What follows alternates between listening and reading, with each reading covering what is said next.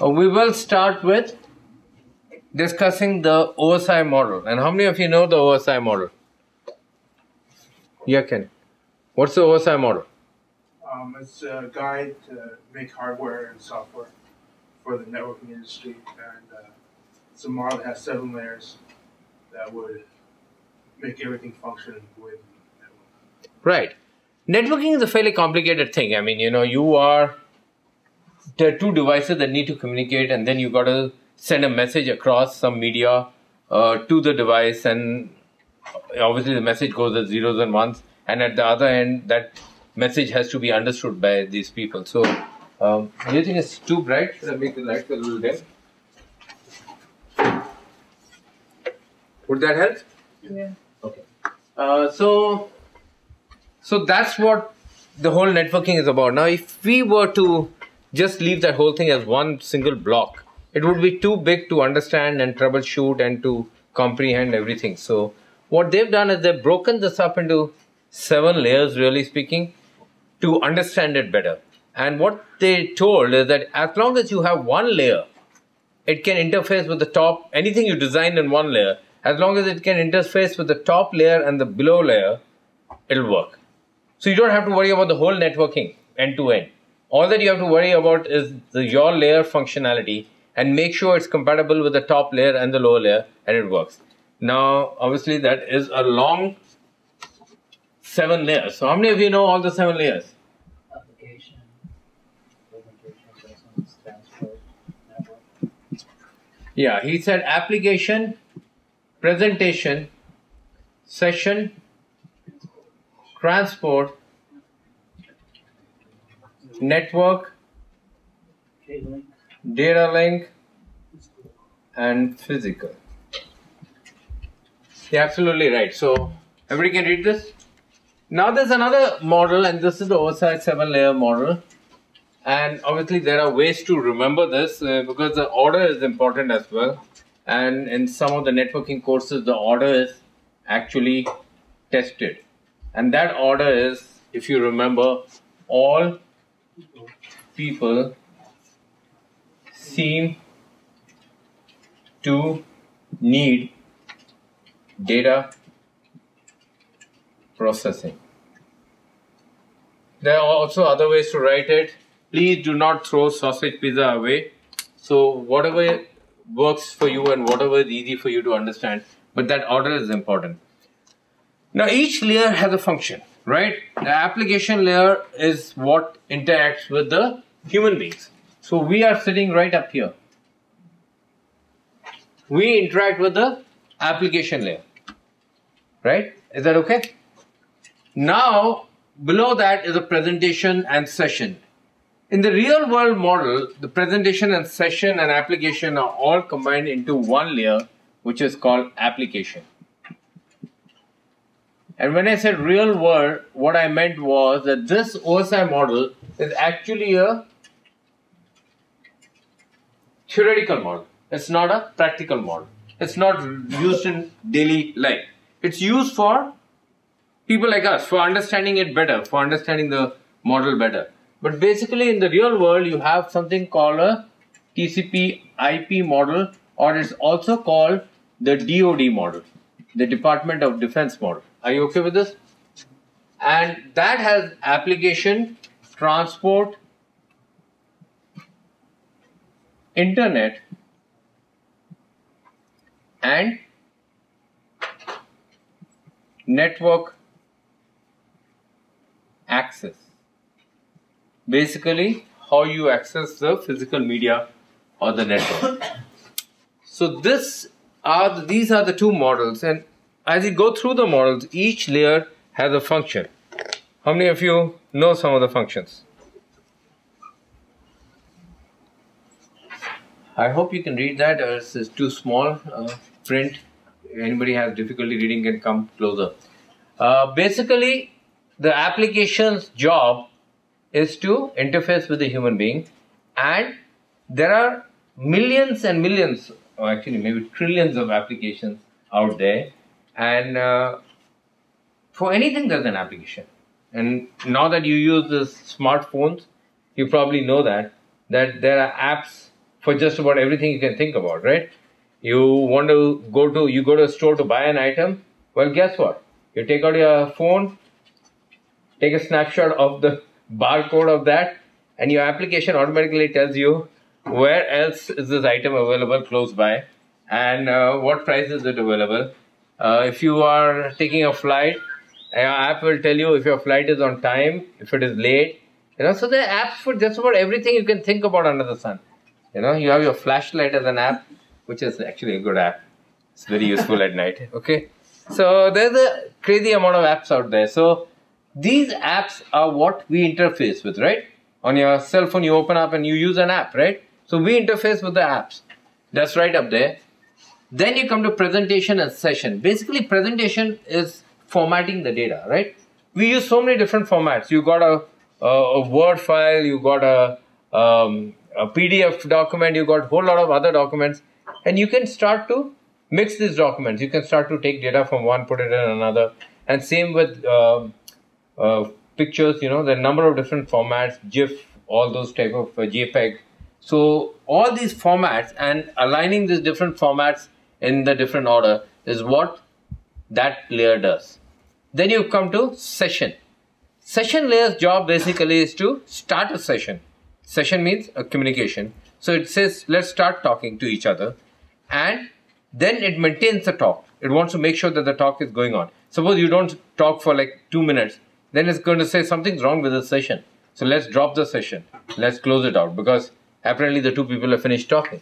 So it monitors the session. And in the end, if it wants to finish the session, it will close out the session. So that's what the job is. In real world, actually, the presentation, session, and application are all done by the application layer, because that's what the application does. Everything. Application monitors to see if the session is going on, it's not going on.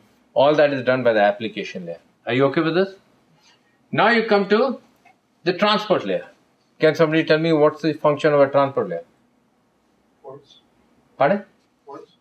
Ports. Absolutely right. He said something which is very interesting, which is not mentioned on the board, but he said ports. Yes, that is one of the functions of the transport layer. But there are many other functions. What are the functions? Anybody? Pardon? TCP UDP are protocols. Yes, there are two protocols at this layer. We look at those, and those are TCP UDP. Ports are also something that are at this layer. We look at that.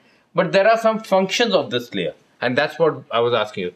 One of the basic function is, it's like a transport company, right? Yeah. Sequencing packets. That's one of the functions. You're great. Communications? Pardon? Communications? End-to-end communications is what it is. You're right. So, yeah, we'll come to sequencing. We'll come to those in just a minute. So, one of the things that it does is end-to-end communication. And the way I would like you to think about it is like a transport company. Now, we moved from the East Coast to the West Coast, and we gave our furniture to a transport company, right? So what did they do? They sent a small little truck to our house, picked up all our stuff. Obviously they had packaged it and boxed it. And what did they do on the boxes? Anybody's ever had a shipping experience? Pardon? What do they do on the boxes? They label the boxes. So if they take some piece which is broken down into 5 boxes or 4 boxes, well, they label one of one. Like, if it was my dining table, they say dining table 1, dining table 2, dining table 3, 4, because all these pieces belong to the dining table. Eventually, when they're going to fit it together, they need to know how many pieces. So they'll write dining table broken into 6 pieces, right? And this is one of the 6 pieces, second, third, fourth, fifth, sixth. Well, the transport layer does a very similar functions. You probably know that breaking it up into smaller pieces is called a function called segmentation. The technical word is called segmentation. So let me just try to get you to understand what that is.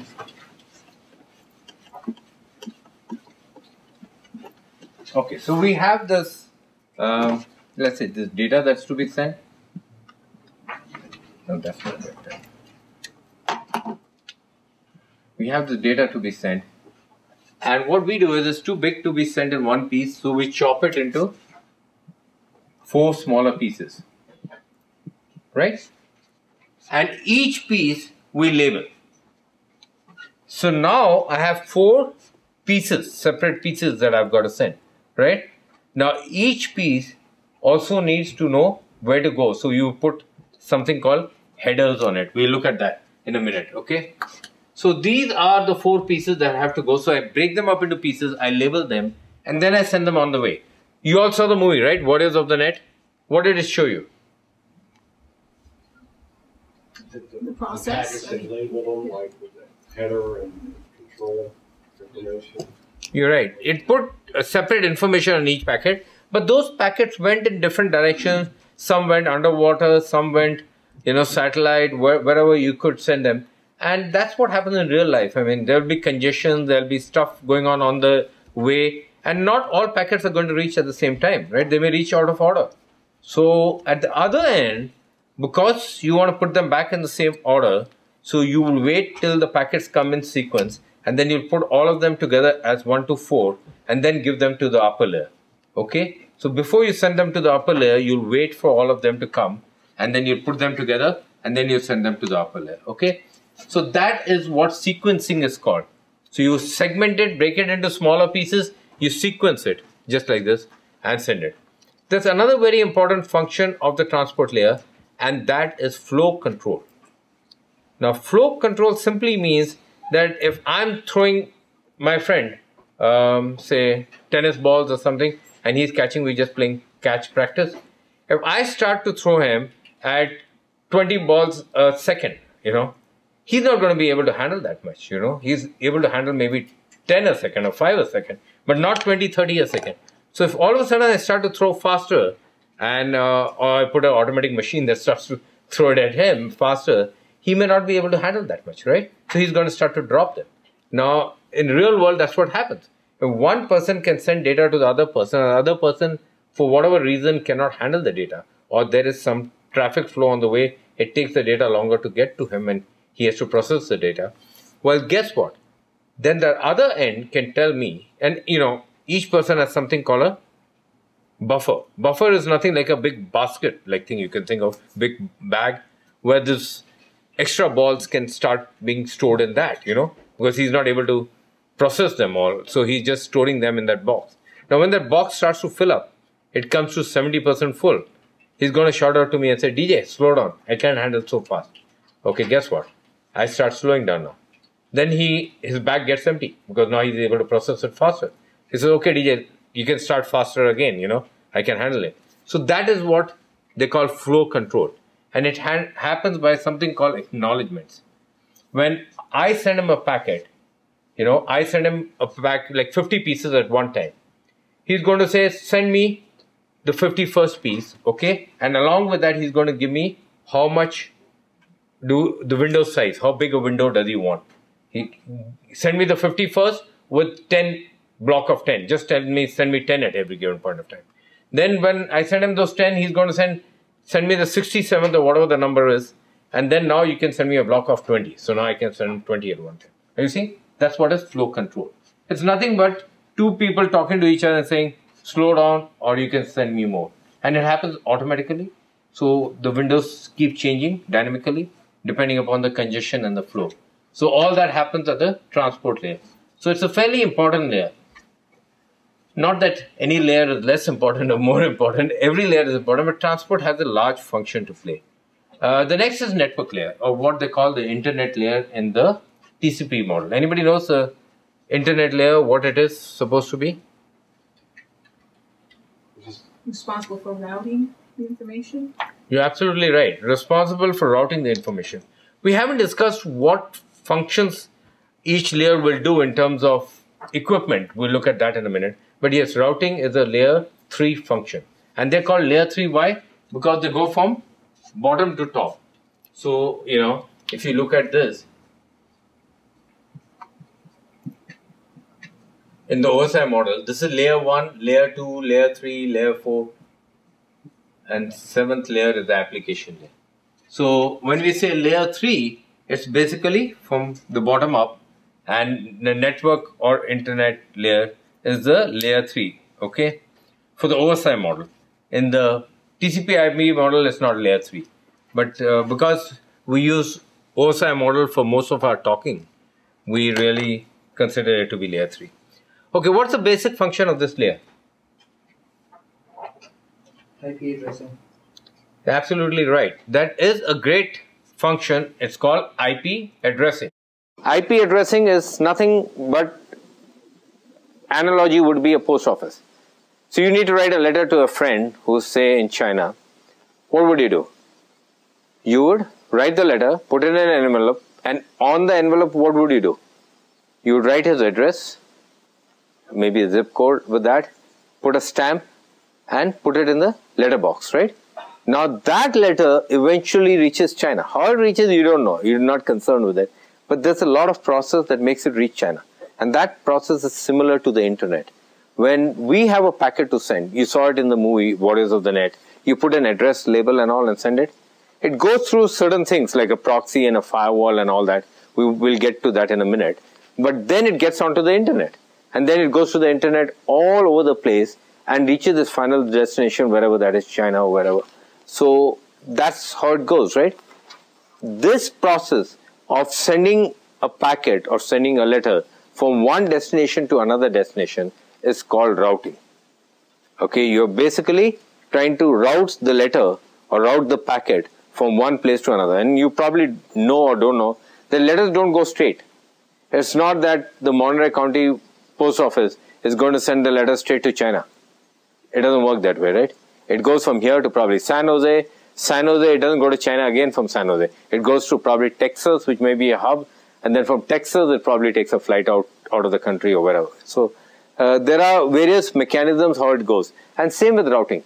Routing doesn't send it directly from here to China. You know, there's no direct connection. It has to go via multiple links and multiple sites, right? How many of you have ever seen this happening?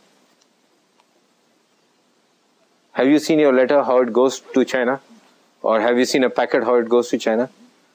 How did you see that? UPS.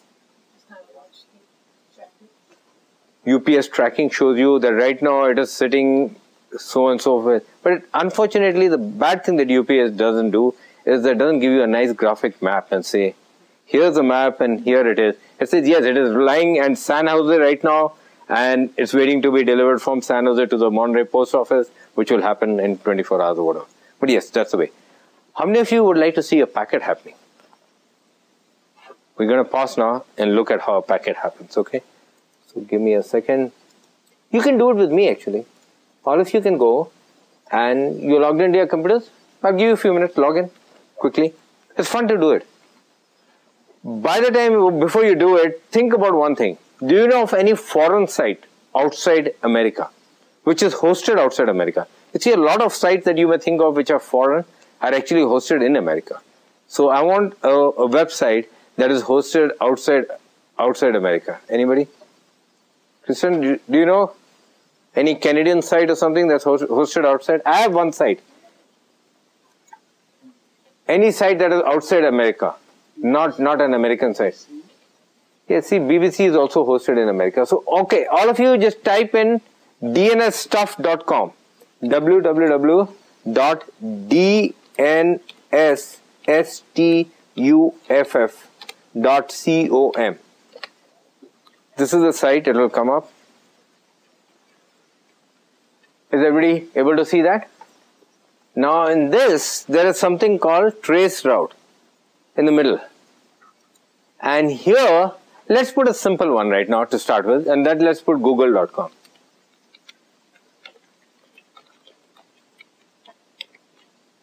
Press enter and scroll down.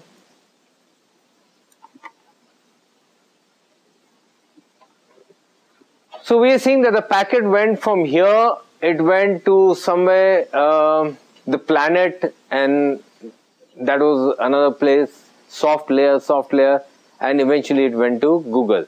And really it wasn't too far away. It didn't go too far away. Everything was in the US. The country is showing you US, right? Now try this one.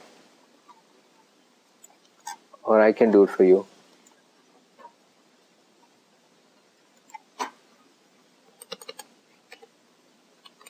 Denmark.dk. This is a Denmark site which shows you if you want to travel to Denmark or whatever.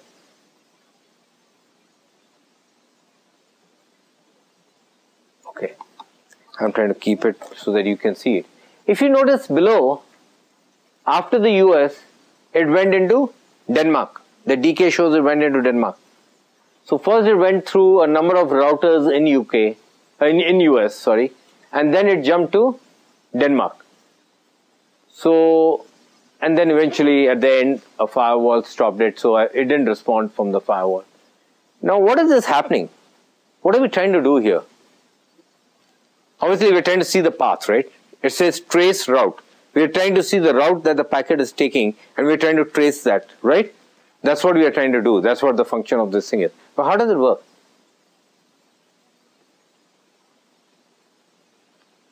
How does this magic happen? I mean, we're seeing the packet going all over, right? It went to the first place, then it went to the second place, third place, fourth place, and eventually it went into Denmark. On the router, and being routed by the different IP addresses. Good try. Anybody else wants to give it a try? Like how each packet is labeled and it's reversing the travel signal and then it reverses how it's packet labeling. That's another good try, but that's not the way it works. And I want to see if anybody knows the way it works. I'll explain it to you in a minute, but I'm just asking to see if you can scratch your brains. Networking people? You're sure doing something important that you missed the question. Okay, the question was... Good job networking. The question was, I was doing networking. how does traceroute work? Traceroute? You should know what a traceroute is. Traceroute is depends on where you're sending it to. Okay, I sent it to Denmark just now. So you're sending to Denmark, traceroute, what's going to do is it's going to hit each, it's going to stop at each thing and send the thing back. And once it doesn't, it's going to fail. I'm sure you can stop sending. Okay, what did you say? It's going to be roughly saying the same thing as him, where it's going to send a ping wherever it goes, but I think what it is that it'll go over, send a ping over from the computer that it's, or the server that it's at, and it's going to send it all the way back, marking all the routes that it's put. Good try, yeah. Okay, good try. Yeah, that's sort of, yeah. Okay, all of you said something which was right, but it wasn't comprehensive. So let me just try to give you a comprehensive view of the whole thing. Basically, there's a nice protocol called ICMP. Nice because it's very decent protocol. It's used for troubleshooting, error, and a whole lot of other stuff. It's also used for a number of attacks. So that's not a good thing. So because of that, they normally ban this at the firewall level. So you will not get ICMP going in and out of your network. But the good thing about it is, it gives errors and it gives you feedback of things happening. So unfortunately, packets can be made the way you like them, okay? And that means we can decide the life of a packet. So I can make a packet with something called time to live of 1, TTL of 1, okay? So now it has only one time to live. And a time to live is reduced every time you touch a router. So if you touch a router, the packet touches the router looks at it, whatever its time to live was, it minuses 1 from that and says, what is your new time to live? So if I make a packet with a time to live of 1 and I send it, it goes to the first router that it touches. The router looks at it and says, what was your time to live? It was 1 minus 1 is equal to 0, or you're dead. Your time to live is 0. So I can't do anything with you. I'll drop you. So the packet is dropped. And then the router has to do something because of the ICMP protocol that we talked about. It's a good protocol. It informs the next of kin, or the person who sent that packet, that your packet died, it didn't get to its final destination, and the router will say, here are my details if you want to contact me. So the router's details, the IP address and all the details of the router, are sent back from where that packet came. So if I was sending the packet, the router would send me back all this through ICMP. So now I get the router's IP address, I get all the details of that router, right? Now I make a packet of time to live of 2. I could do all that simultaneously. 1, 2, 3, 4, 5. I'd make time to live of all of this and send them simultaneously. Are you getting that? So now the second one, which had a time to live of 2, went to the first router. The router minus 1 from it. So from 2 it minus 1 and 1 was left. It says, okay, you are alive. Go ahead. Go where you're going. So it goes to the next router. Now at that router, its time to live becomes 0 and the router drops it. And then the router informs me back saying that your packet didn't make it to its final destination, it died with me. Here are my details if you want to know, all those details. So now I get the second routers, and so forth. I get every router that's on the way.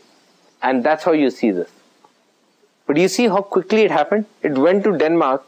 So even if my packet went to Denmark and I got a response back, which was the last one, or the last few of those, you see how quickly it was? And it tells you how many milliseconds it took, 91 milliseconds there, and 2 milliseconds, 1 millisecond and all. So the total was, I think, 146 milliseconds or something. So that is the time it took to go to Denmark and come back. That's amazing, right? So this gives you an idea how fast packet travels over the internet and how this ICMP protocol works and how traceroute works. Amazing, right? They're great things to see and great things to do. So, okay, let's get back to our presentation. This was a deviation, but it was important so that you get to see this, okay? Now we talk about the data link layer. The data link layer's job, again, network layer's job is to put an IP address on the packet, right? So that is the postal address, like that address you put, which is nothing but a large number. You did the DNS Wireshark demo, right? In that you saw those IP addresses, number of them. So that's what an IP address looks like, okay? So it's like a 4 octet.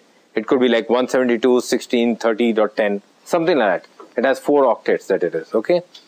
Now you come to the data link layer. I don't know how much we can cover today, but whatever we can't cover today, we'll try to cover to next class, right? So I'm not drawing a line when I should stop or when I should do it, but whatever we can cover today, and then we'll cover on Thursday. The data link layer, what does it do? Connect data to the two? Its function is to, you said connect data, yeah. Its function is to take the data, and what is the layer below it? It's a physical, and it has to put the data onto that physical wire. So the data link's job is that whatever data is coming from the top, it has to take the data, convert it into whatever form is needed, which is 0 and 1s, right? That's all that goes on the wire. So all that we speak, or the graphics or the pictures, all have to be converted into 0s and 1s and put onto that wire. And then there are other functions on the wire, like things like multiplexing and priority and all that stuff that you will do. All that has to be done by the data link layer. It actually has 2 layers. One is called the MAC layer and one is called the LLC. We'll come to that in a little while when we have to discuss protocols like PPP and all. So we will do that in a minute. Now each one of these layers also has devices that work, okay? At the data link layer, there's another address that's put. There are a couple of addresses that you should know of. The data link layer has an address, it's called a MAC address.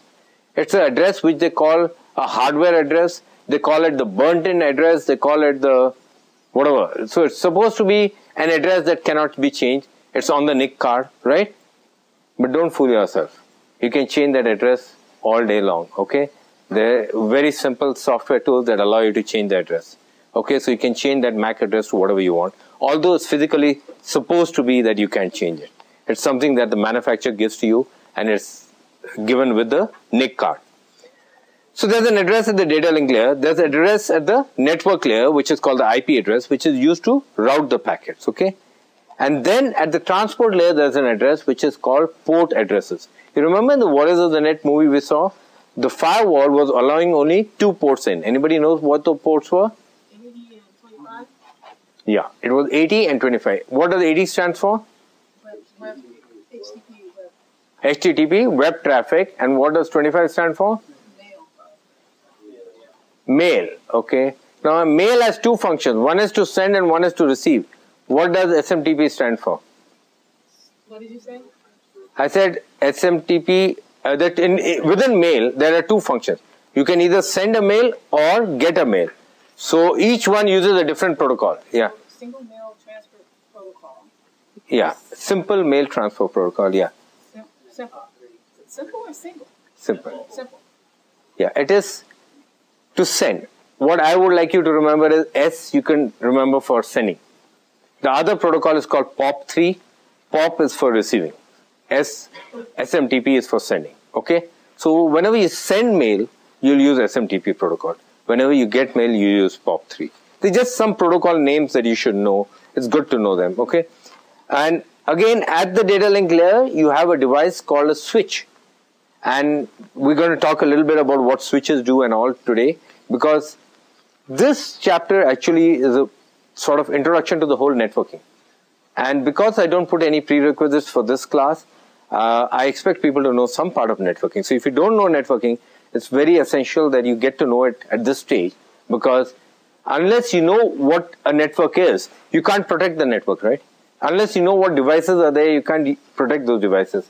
So you've got to understand networking before you go ahead. So at the data link layer, you have switches that work at layer 2. Data link is layer 2. At the network layer, layer 3, you have routers that route the packets. Again, some of these you saw in the Warriors of the Net. Maybe they're not 100% clear to you what they do, but as we go along, you'll come to know. And at the transport layer, you start to basically use port numbers. You don't use devices. At the physical layer, you have another device which is called a hub. Not many people use it anymore because it's sort of obsoleted. Switches is what everybody uses for many reasons, many benefits. So that's what some of these have shown you end-to-end how it works and things like that. Okay, now the lab sim, I'm not going to take you through the videos of the lab sim, but the lab sim is very powerful and it has some excellent videos on this chapter. In fact, there are many different segments of this chapter, and I've given that to you in your lesson plan, which is available online. So at the lesson plan, you will be able to get all the feedback for where the lab sim is. But this has a nice review on OSI model. Also, there is a nice review on ports and protocols. Again, we will cover some of this in our slides, but it's a great time to go and review it there. Ports, basically there are a whole lot of port numbers there, and these port numbers are associated with applications. Just like you have a web application, you go to a web server and try to get information from there, like you go to Google or you go to Yahoo or any one of these websites. That is using port 80. Anybody knows what is the secure version of that? Obviously, port 80 is not secure. It uses HTTP protocol, which is not secure. So the data that's going on, anybody can see what's going on there. So it's not a secure protocol. If you want to make it secure, what port number would you use? Close. Pardon? 443 is the right choice. 443 is the port number that you use for the HTTPS, it's called, okay? Today you're going to do a Wireshark lab as well, so we will do that. It is actually an optional lab in iLearn, so maybe we will do that before the end of the day. I will cover a little bit more and then we will do a Wireshark lab around the last 10 minutes of the class. Let's look at this before we do. And anybody, one of the ways to find out an IP address, we did that capturing of the Wireshark, remember, to get the IP addresses, but you could just have pinged Google, like I've shown you there in the slide. If you had just pinged Google, you would have got a response back from one of those. You wouldn't have seen all the IP addresses, but you would have seen one IP address from where you got a response back. So that it will resolve it to an IP address. Obviously, the thing that resolves to an IP address is something called a DNS server. And a little later, we'll see what the DNS server is. Okay. If you want to see your DNS server for your site, there's a command called nslookup. Anybody ever tried it? Okay, so let's go into the command prompt again and type nslookup. What it does is it returns to you, when you type that, the primary domain name server. Okay, so that is our primary domain name server. That's the address of that. That server is responsible for resolving the names in this college or here in this lab. So we have, I think, more than one server at the college, but one of them is lobosmpc.com. wolfpack.lobosembassy.org. So that is one of our. You can type the same command. It's ns lookup. It was on the slide if you could have seen it. ns lookup. Okay. No, LOOKUP, and then press enter after that. Just type ns lookup and enter. So that is showing you your primary DNS server. Now what is the DNS server? Let's talk about DNS a little bit. I know it's going to come up in one of the future slides, but now that we are talking about it, let's go ahead and talk about DNS. What is DNS? It associates the address with the domain name, the web address. Okay. Yeah. Absolutely right. Everybody is right about that. It basically resolves an IP address to a user-friendly name. And we as human beings like to type a user-friendly name. Okay, how many of you have seen a real MAC address? Okay. The way you could do it is, okay, let's get into this and type IP. Actually, you could do this if you want. See, these are all MAC addresses like 000000 EO or this one. Where is it gone? See, these are IPv6 addresses which are even more complicated. We'll come to that. This is a MAC address 0800270004 Okay. Now, even if I showed it to you, would you remember this 5 minutes later or 10 minutes later? My MAC address? And what if you had to remember the MAC addresses of all these computers in this room? That would be a big job, right? And so human beings said, this is too much. This is not something we can remember. So let's make something simple. So then they came up with IP addresses which were used for routing purposes. And they said, you can remember IP addresses. And yes, you can remember some IP addresses. If I told you that all these computers in this room started with 192.168.2 and then you had 1, 2, 3, 4, 5, 6, 7, 8, you would be able to remember it. 192.168.2 is all that you have to remember. And then you know that this is 1, that is 2, that is 3, that is 4 as the last octet. So it's not that difficult to remember. We could easily remember this lab or maybe a couple of labs, IP addresses. But if you had to remember the IP addresses of every website you visit in the world, would that be easy? And again, you saw that websites don't have just one IP address, there's several of them. So it would be rather difficult to do that, right? So they came up with a concept called DNS. Now, can somebody tell me how DNS works?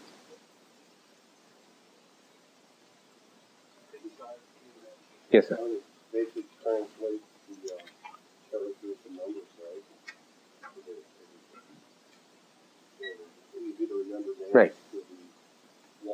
Right. Yeah. How does it do that? Yeah. It breaks everything down. You have the www, main server, that breaks it down to where the next part of that talk is. So Google, for instance, is going to take it to the Google server, and then .com, and then so on and so forth, and send that back up. Sort of close, but not 100%. Tristan, you want to try it? How does DNS work?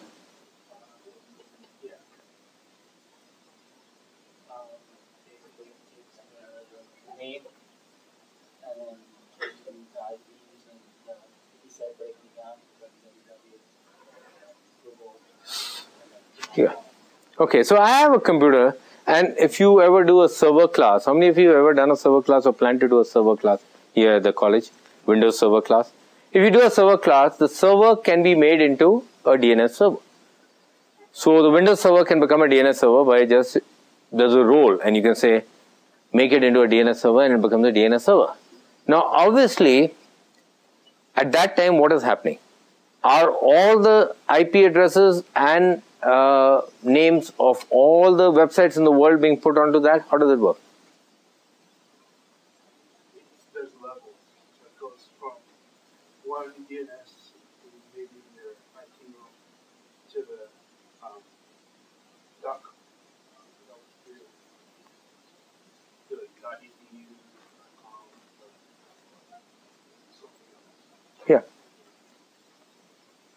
You're right. Basically what it does is, let me explain it to you here on the board. You have a request, right? Here we are sitting and I make a request to my DNS server, which could be here in my college, and I say I need www.google.com, right? Now there could be two possibilities. The first possibility is that address already exists with the DNS server. Okay, in such a case, it'll just give that address back to me, and that happens with something called cache. So if this DNS server had already earlier gone and got this name for somebody else, okay, suppose she had gone and asked for it 1 minute before me. Well, guess what? The web server got that address. Now the DNS server got that address and it would put it in its cache. So if it is in the cache, I'll get it immediately. Now, assuming this is a brand new DNS server, there's nothing in its cache, okay? It's empty. What the DNS server has with it is something called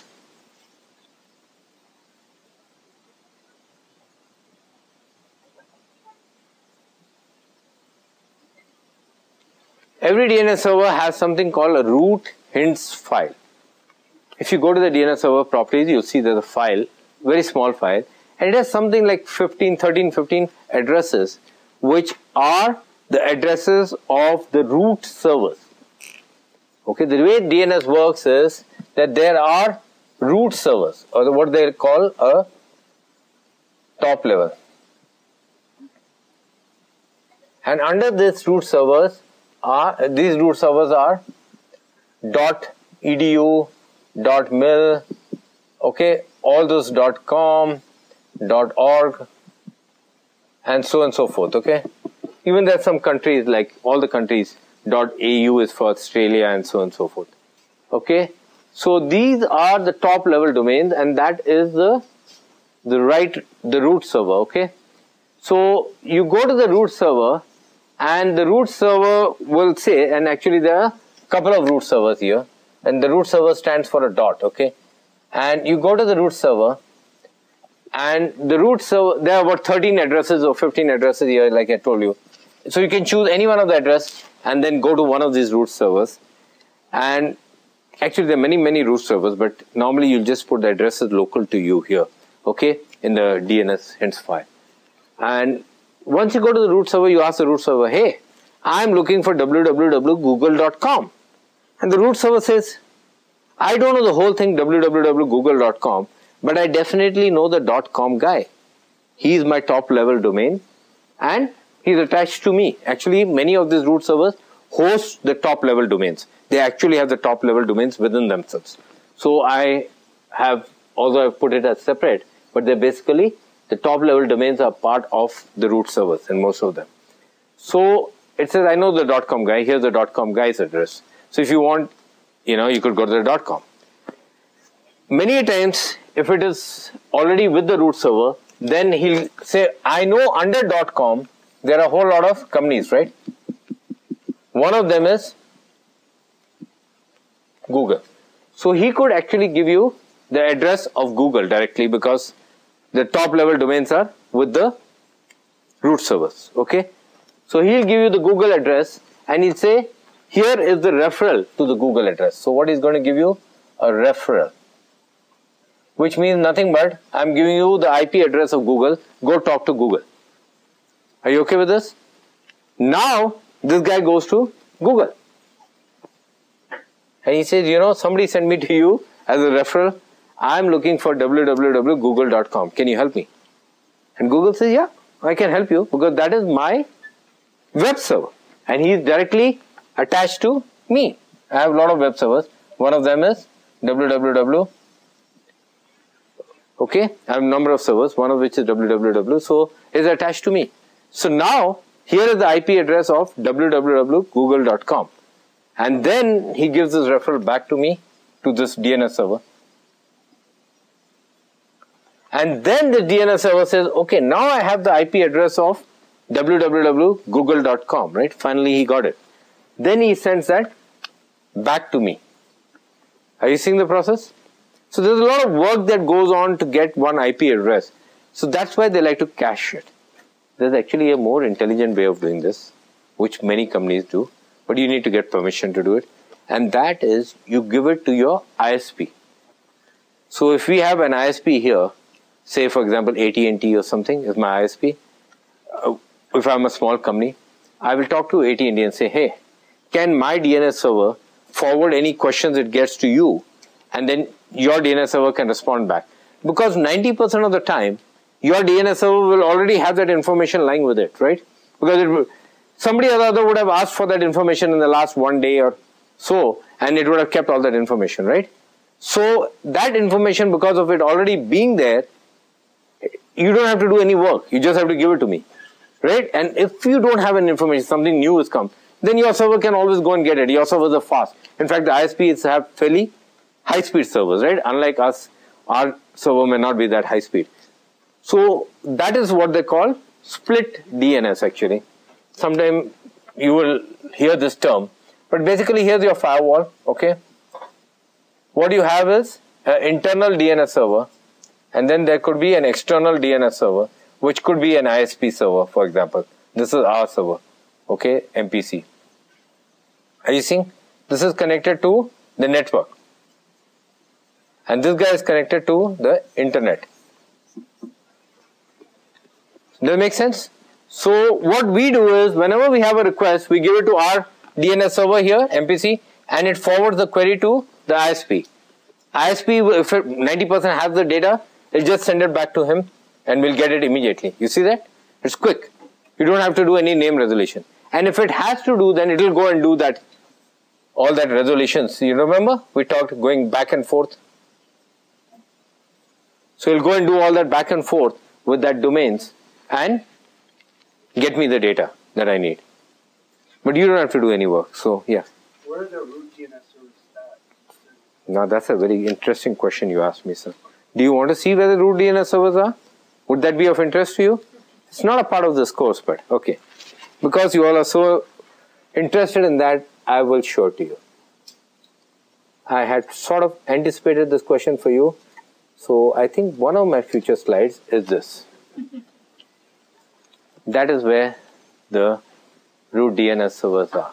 You can close in. One is in Maryland. I know University of Maryland has one. Here on the West Coast, we got just a few. A few. There's a lot on the East Coast. There's a whole lot in Europe. Like Africa has 4 of them or something. Australia has 3, 4 of them. So they're spread all over the world. Okay, and there are companies that handle them. If you go to this link, it'll give you more details. You can zoom in and all. I've just taken a picture from there. But if you want to get more details, you can note this: rootservers.org/map. But these are where the root servers are. I mean, it really doesn't make a difference to you where they're located. But yeah, these are hardened servers.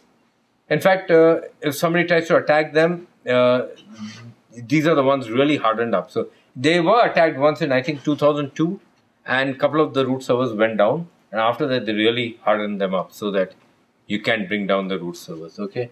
And there was another attack subsequently, I think in 2007 or something, where one was slightly off capacity. It didn't work at full performance, but it didn't go down. And so the attack wasn't very good. So now they don't really attack root servers. They know that they're quite hardened. Okay, so but that's where it is. Now this is really not a part of the course, but it's good to understand, good to look at what is happening, where is it, okay? Now we did this FTP lab already in iLearn, and what did it show you?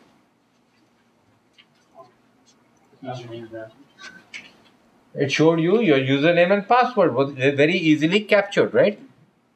That shows you how insecure it is. So people are out there sniffing the wires, sniffing things, and if you use tools like this, FTP, which is insecure, you are going to compromise yourself, right? Okay, now we have like 5-7 minutes, so let's do one thing. Let's go and do a lab. Everybody go into iLearn. In iLearn, there's a lab called, rest of this will continue next class, okay? And there's a lot to do in next class, firewalls and everything we haven't covered. We didn't cover a lot. And please review the lab sim. It has some excellent stuff there. In this, hopefully it should be available to you. There's a lab.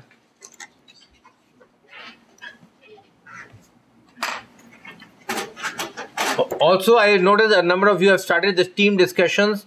There's a team topic you have to select this week within your team. So start discussing the topic that you want. It's for a group assignment that you'll do by the end of the course. But you have to select your topic this week. So I've given a list of people who under group member assignments. You'll go look at that and then you'll do it. Okay. Why don't you go and do this quick 3-way handshake lab in class? You should be able to do it in 5-10 minutes. The same thing as we did earlier. Go to google.com, capture it, and then you should be able to see the 3-way handshake for yourself. I've highlighted the 3-way handshake there on the top 3 items. So go and look for it and take a print screen, highlight it for me, and attach it with the other thing. Okay, so the lab will show you. This is the capture I'm looking for. There is something called a 3-way handshake that happens. So capture it today, see what the handshake is, and we'll talk about the handshake in the next class. It's done at the transport layer. Or do you want to do this at home, considering we have 5 minutes? Whatever works for you. You want to do it now, you want to do it at home. But do this lab before our next class so that we can talk about it. Yes, sir. What is it under what topic? It is under this chapter for today. Chapter 2. You just want a screen capture, DJ? You don't want the actual file? If the screen capture has the 3-way handshake. Okay. Preferably if you can highlight that in a paint or something. Okay. So if you go down here, it is under week 2 chapter. Sorry. It should have been a little higher, right? It should have been up on week 3. Yeah. Okay. Sorry. So it's in the week 2. Okay. So yeah, please give me your feedbacks before you go. Also, I need to just look at that and see how we can make it better or what we can do. Yeah. I don't know how it got slid in there, but it's under week 2. Okay, the TCP 3-way handshake. Just submit it and I'll move it up. Any questions anybody has? Great.